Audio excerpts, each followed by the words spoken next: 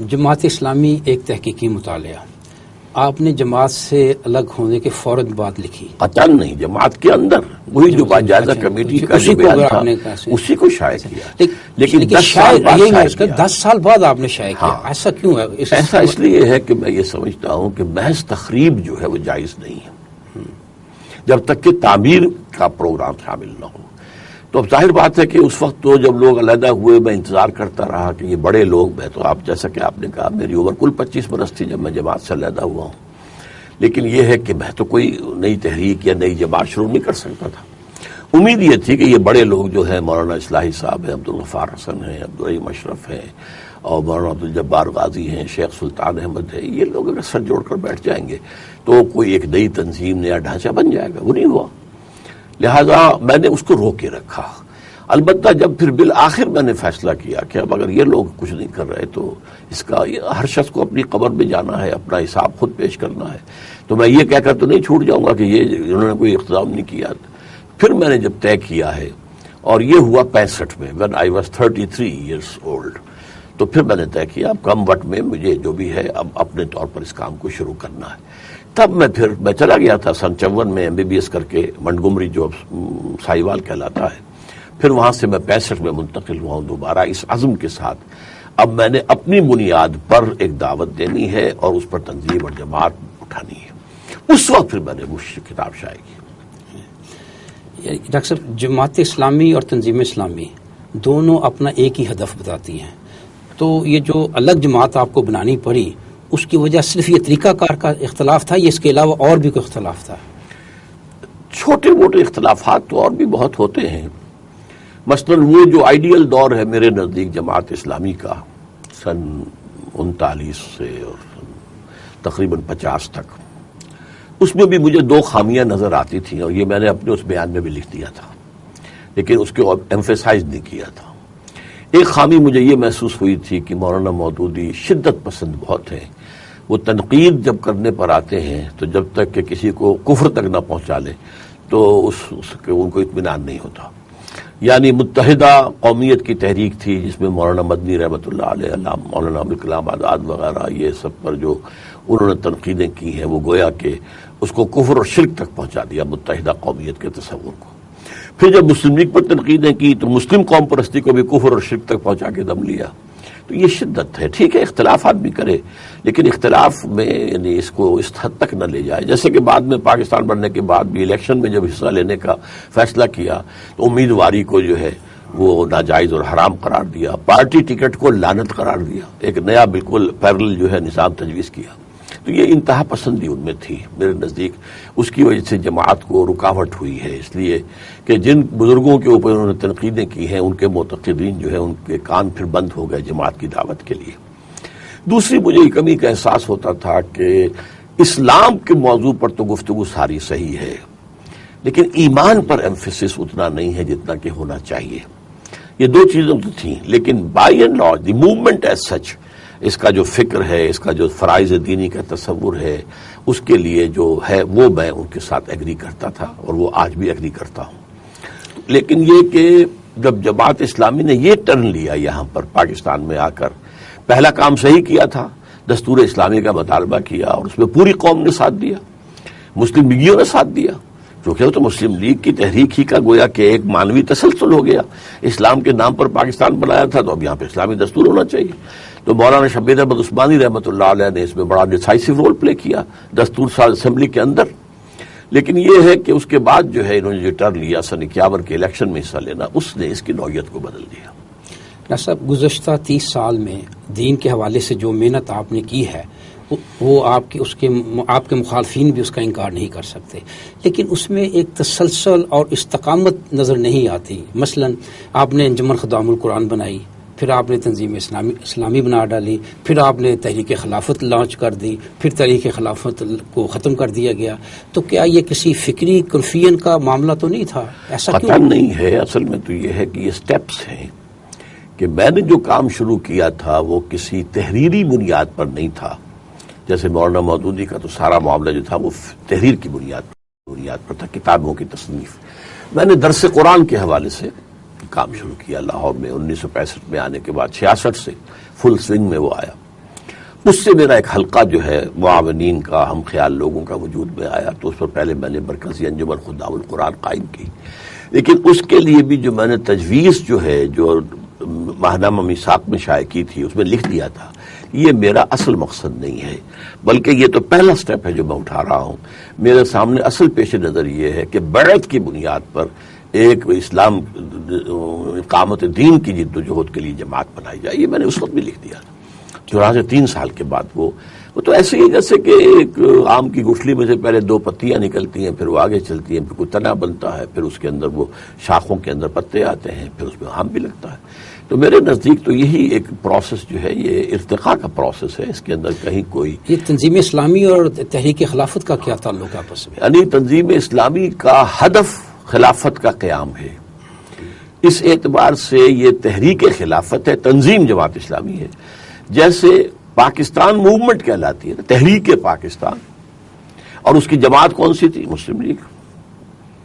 مسلم league party کا نام تھا، تنظیم اسلامی پارٹی کا نام ہے۔ تنظیم اسلامی کا ہدف کیا ہے؟ نظام خلافت قائم کرنا، تو اس اعتبار سے یہ تحریک خلافت ہے۔ تو تحریک پاکستان اور مسلم لیگ ایز اے پارٹی، بالکل وہی ریلیشن شپ جو ہے تنظیم اسلامی اور تحریک خلافت میں ہے۔ تنظیم اسلامی یہ دعویٰ کرتی ہے کہ ہم اسلام کا نظام جو قائم کریں گے وہ انقلابی طریقہ کار سے کریں گے، اور یہ انقلابی طریقہ کار آپ نے سیرت رسول سے اخذ کیا ہے صلی اللہ علیہ وسلم، اور آپ اسے منہج انقلاب نبوی کا نام دیتے ہیں۔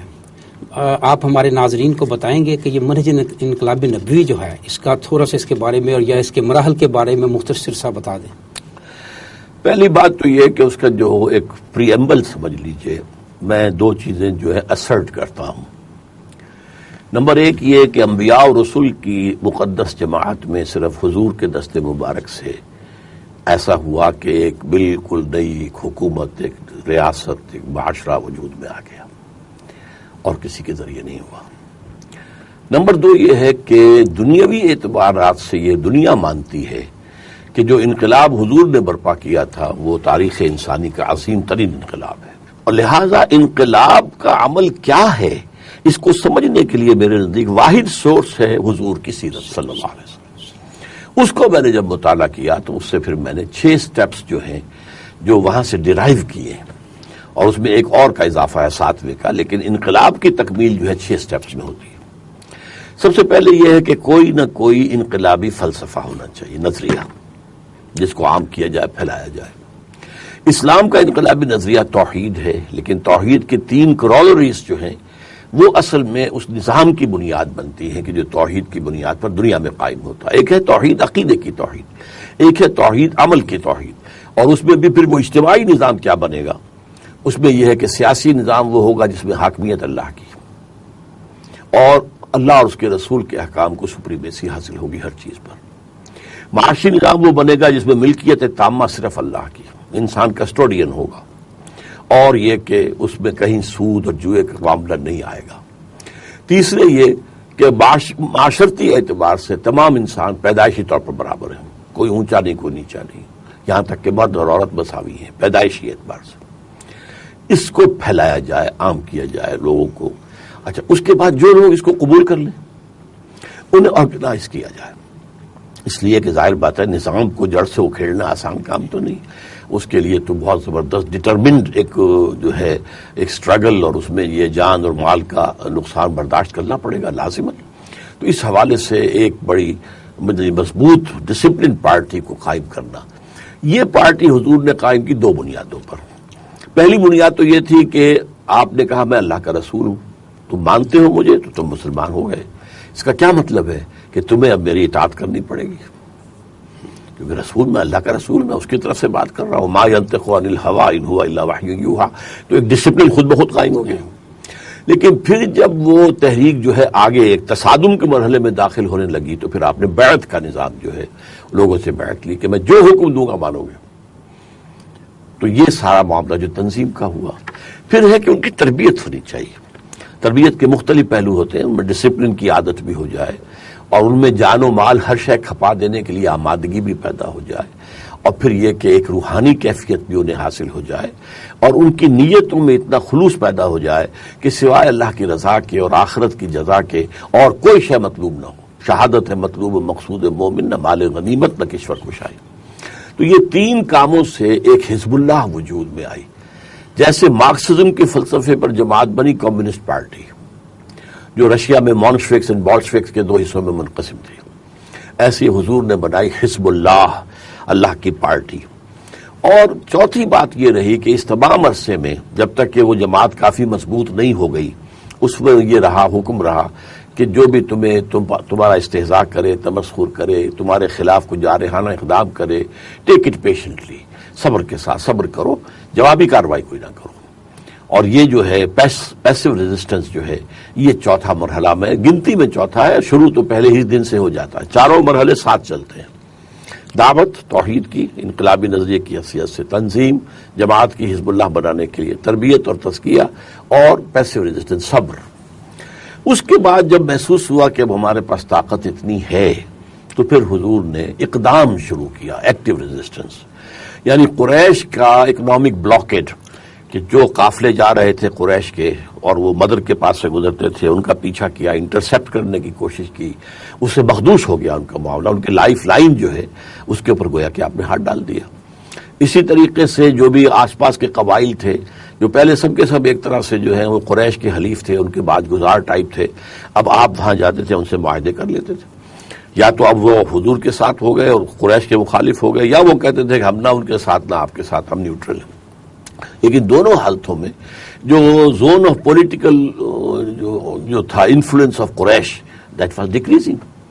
اس کے نتیجے میں پھر قریش نے جو ہے وہ قدم اٹھایا اور غزوہ بدر سے چھٹا جو ہے وہ آخری مرحلہ شروع ہو گیا. 6 سال کی جنگ رہی، چونکہ پوری تیاری کے بعد یہ مرحلہ آیا تھا، اللہ نے کامیابی عطا فرمائی.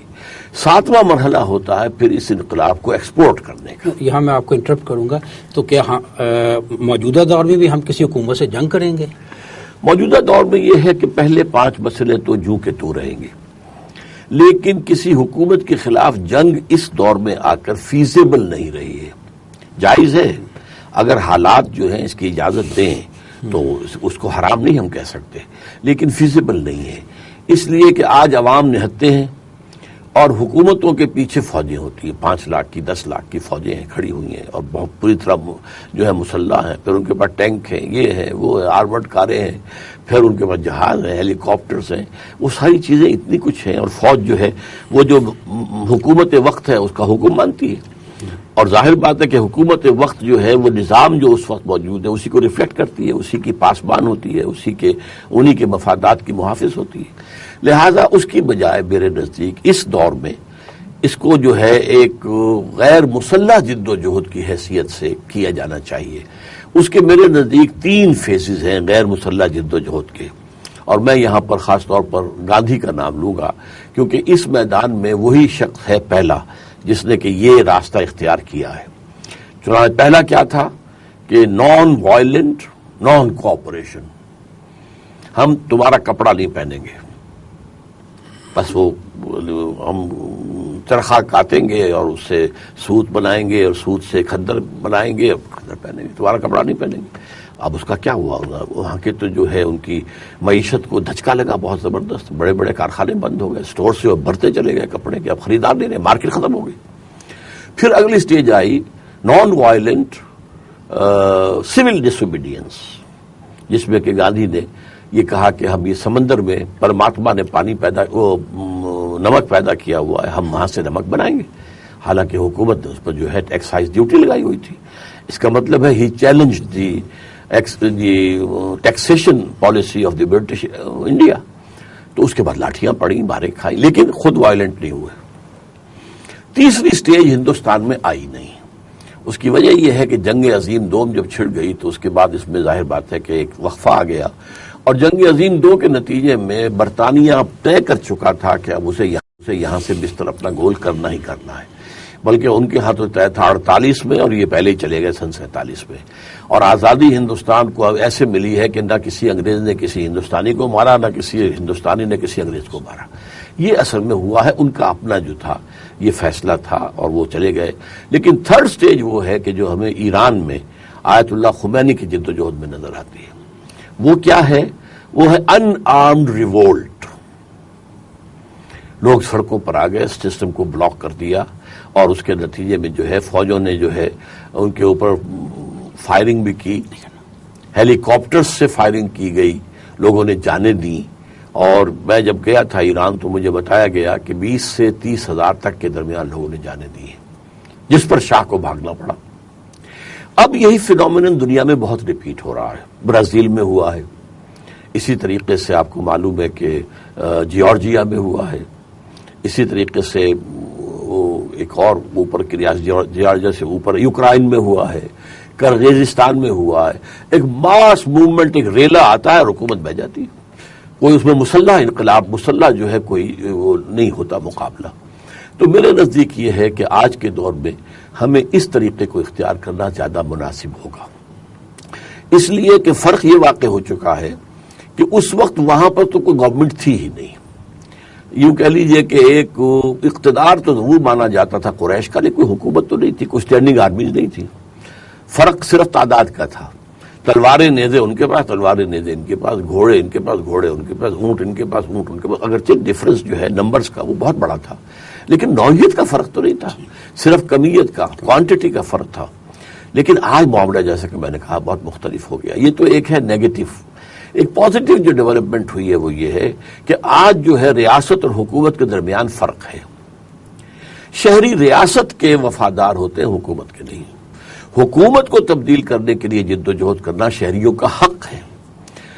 چونکہ جیسے کہ حضرت حسین رضی اللہ تعالیٰ عنہ کے ساتھ ہوا، وہ ظاہر بات ہے اسلامی ریاست کے خلاف تو نہیں تھے، یزید کے خلاف تھے، لیکن وہ باغی سمجھا گیا. اور ظاہر بات ہے کہ حضور کے نام لیوا اور کلمہ پڑھنے والوں نے شہید کیا انہیں، اس لیے کہ سعد ابن ابی وقاص رضی اللہ تعالیٰ عنہ کا بیٹا تھا عمرو ابن سعد، جس نے کہ حضرت حسین کو شہید کیا ہے. تو وہاں بات یہ ہو گئی تھی کہ یہ باغی ہے، باغی قتل کرو. تو ظاہر بات ہے کہ چور اگر جیسا کہ حضور نے فرمایا تھا کہ اگر فاطمہ بنت محمد بھی چوری کرے گی تو اس کا بھی ہاتھ کٹے گا. تو اس حوالے سے قانون کی نگاہ میں تو سب برابر تھے. تو ریاست اور گورنمنٹ یہ دو چیزیں علیحدہ نہیں تھیں. آج کے زمانے میں ریاست اور شہ ہے، اور شہری جو ہے وفادار ریاست کے ہوتے ہیں، حکومت کے نہیں ہوتے. حکومت کو بدلنے کے دو راستے ہیں، الیکشن اور ایجیٹیشن. ایجیٹیشن کے ذریعے سے نظام بدلا جا سکتا ہے، الیکشن کے ذریعے سے صرف ہاتھ بدلے جا سکتا ہے. ڈاکٹر صاحب ابھی آپ نے گفتگو میں فرمایا کہ جو حضرت حسین رضی اللہ تعالیٰ عنہ جو ہے وہ انہیں شہید کرنے کی ایک وجہ یہ تھی کہ کیونکہ وہ ریاست کے مخالفت میں آ گئے تھے سامنے، تو قانون کا تقاضا تھا. جو حکمران تھے انہوں نے اس قانون پر عمل درآمد کیا. اور اس بات کو یوں لیا جا سکتا ہے کہ جس طرح حضور نے فرمایا تھا کہ اگر فاطمہ بنت محمد بھی چوری کرتی تو میں اس کے ہاتھ کٹوا دیتا. تو آپ میں چاہوں گا اس کی وضاحت ہو جائے. وضاحت میں آپ نے ایک بات غلط کہہ دی ہے، میری طرف منسوب کر دی ہے. میں یہ نہیں کہا کہ ایسا تھا. اچھا، وہ ریاست کے مقابلے میں آگے نہیں، وہ آئے تھے یزید کی حکومت کے خلاف. اب چونکہ اس وقت ریاست اور حکومت میں فرق تھا ہی نہیں، لہذا یزید اور اس کے جو گورنر تھے، عامل تھے، انہوں نے یہ باور کرا دیا، اس میں وہ کامیاب ہو گئے کہ یہ باغی ہیں. اس لیے کہ یہ جو ہے اس وقت چیلنج کر رہے ہیں نظام کو، تو یہ تو باغی ہیں. عام لوگوں نے اس کو سمجھا، اسی لیے مسلمانوں نے ان کو شہید کیا ہے. جیسا کہ میں نے آپ کو بتایا کہ حضرت سعد جو فاتح ایران تھے اور جن کے بارے میں حضور نے غزوہ احد میں جو کچھ انہوں نے کیا تھا، جس طرح سے حضور کا بچاؤ کیا تھا، تو حضور نے فرمایا تھا کہ اے سعد تیر چلاؤ، میرے ماں باپ تم پر قربان ہوں. اتنی اونچی شخصیت. ان کا بیٹا تھا یہ عمرو بن سعد، جس نے کہ حضرت حسین رضی اللہ تعالیٰ عنہ کو شہید کیا. تو یہ بات وہاں باور کرائی گئی، یہ نہیں کہ میں اسے صحیح کہہ رہا ہوں اصل میں یہ، لیکن یہ کہ اس کی ظاہر بات ہے کہ جو اصول حضور نے دیے تھے کہ چاہے میرے اہل خانہ میں سے کوئی ہو، اگر جرم کرے گا تو اسے بھی سزا ملے گی. جیسا کہ حضرت فاطمہ رضی اللہ تعالیٰ عنہ کا ذکر کیا، کیونکہ فاطمہ تھی بنو مخزوم کی جس نے چوری کی تھی اور اس کا ہاتھ کٹنے والا تھا. تو کچھ لوگوں نے سفارشیں کروائی حضرت انس کے ذریعے سے، جو حضور کو بہت لاڈتے تھے، ان کی خدمت کرتے تھے، ذاتی خدمت کار تھے. تو انہوں نے جب سفارش کی تو حضور نے فرمایا نہیں، یہ تو اگر فاطمہ بنت محمد بھی اگر چوری کرتی رضی اللہ تعالی عنہما تو بھی وہ ان کے ہاتھ کاٹ دیتا۔ ڈاکٹر صاحب ابھی اس ضمنی سوال سے پہلے منہج انقلاب نبوی کی بات چل رہی تھی، تو اس میں آپ نے چھٹے مرحلے میں فرمایا کہ ایران کی مثال دیتے ہوئے کہ جہاں جیسے وہاں یک طرفہ تشدد ہوا اور ان آرمڈ لوگ جو ہے وہ سامنے آ گئے، اس وقت ہمارے معاشرے کی جو صورتحال ہے، آپ امید رکھتے ہیں جس طرح کے عدم برداشت اور عدم تحمل کا مظاہرہ ہمارے ہاں دیکھا جاتا ہے معاشرے میں، کیا یہ ممکن ہے کہ یہ مظاہرہ ہماری قوم بھی اسی طرح کر سکے کسی ایسے مرحلے پر؟ ہاں، اس کے لیے ایک شرط ہوگی، اور وہ یہ کہ ایک ایسی مضبوط جماعت بن چکی ہو جو مظاہرے کو کنٹرول کر سکے۔ ظاہر بات ہے کہ اس قسم کے جو مظاہرے ہوتے ہیں، جلوس ہوتے ہیں، ڈیمانسٹریشنز ہوتی ہیں، حکومت وقت کے بارے میں بھی کہا جاتا ہے کہ وہ اپنے آدمی بھیج کر اور وہاں پر کوئی ہنگامہ اور فساد اور توڑ پھوڑ شروع کرا دیتے ہیں تاکہ انہیں جواز مل جائے اس کو اوپر جو ہے۔ لیکن یہ کہ اگر کوئی جماعت اتنی مضبوط قائم ہو چکی ہے اور اس کے بعد یہ مرحلہ آئے تو وہ جماعت رسپانسبلٹی لے گی کہ we should be held responsible اگر ہمارے اس ڈیمانسٹریشن میں کوئی غلط کام ہوتا ہے۔ اس کے لیے بھی میں آپ کے سامنے، میں اگرچہ نسبت خاک راب عالم پاک ہم جو بات کر رہے ہیں اسلام کی اور حضور صلی اللہ علیہ وسلم کی، اس کے ذکر میں گاندھی کا ذکر آنا جو ہے وہ کوئی مناسبت نہیں رکھتا، لیکن یہ کہ بہرحال جیسا کہ حضور نے فرمایا الحکمت ضالۃ المومن، کوئی اچھی بات اگر ہے تو حکمت کی، دانائی کی، تو وہ تو مومن کی گمشدہ متاع کے مانند ہے، جہاں سے ملے گی اس کو لے لے گا، ہوا حق بہا ہے سو وجدہ۔ تو اسی طریقے سے جب ان کی تحریک نمبر 2 سٹیج پر چل رہی تھی، نان وائلنٹ سول ڈس اوبیڈینس، اس وقت ایک جلوس جو ہے چورا چوری ایک جگہ ہے بہار میں، وہاں وائلنٹ ہو گیا، پولیس نے تشدد کیا اور اس جو جلوس تھا اس کے لوگوں نے جا کے تھانے کا گھیراؤ کیا، گھیراؤ کر کے آگ لگا دی اور بہت سے پولیس والے اس کے اندر مر گئے، جل گئے۔ گاندھی نے فوراً موومنٹ کال آف کر دی، if you can't be peaceful I am not going to lead you. اور یہ جو اس نے یعنی نان وائلنٹ کی بات کی ہے، اس کے بارے میں اس کا اپنا قول جو مجھ تک پہنچا ہے صرف 2 واسطوں سے۔ گاندھی نے ایک بات کہی، سرحدی گاندھی خان عبدالغفار خان مرحوم سے، اور انہوں نے میم شین مرحوم کو بتایا، میاں محمد شفیع جو ایک بڑے سینئر ہمارے ہاں کے جرنلسٹ تھے۔ تو گاندھی نے کہا تھا کہ میں نے عدم تشدد حضرت مسیح اور حضرت محمد سے سیکھا ہے۔ حضرت مسیح کے تو بات ریکارڈ پر بات ہے کہ کوئی دانے گال پہ تھپڑ مارے تو بایاں بھی پیش کر دو، تو حضور کے بھی مکے میں جو 12 برس ہیں وہ اسی اصول پر تھے، نو ریٹیلیشن۔